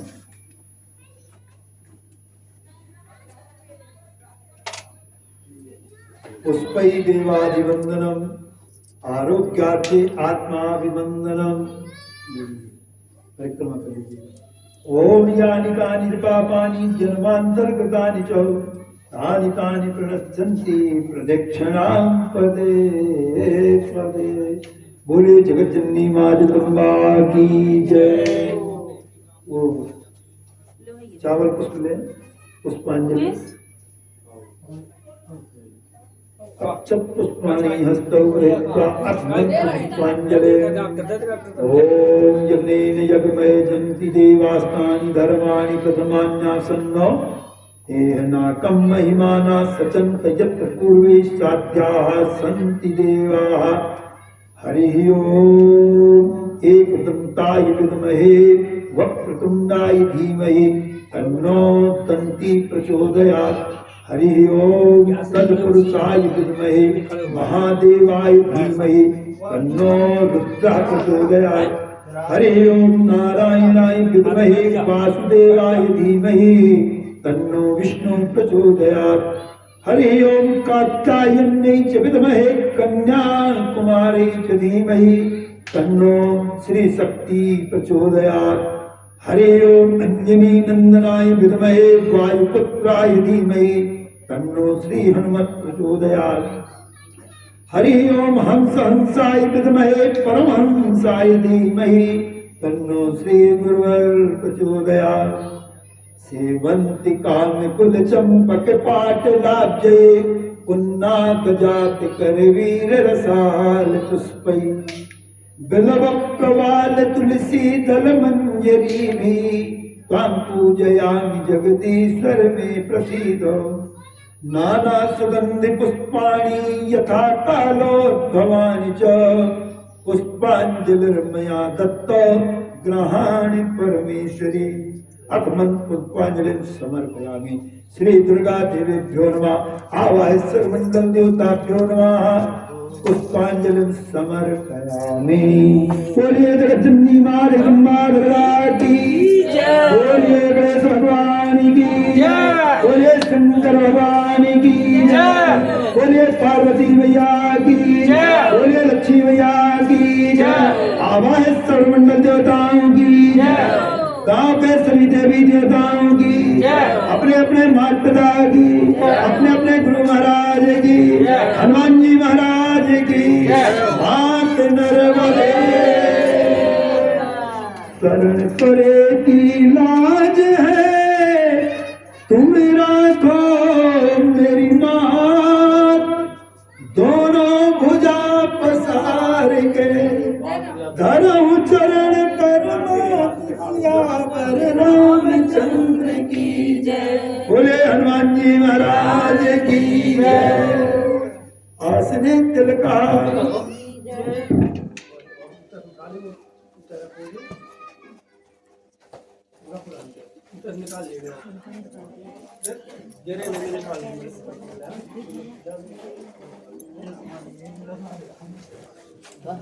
चला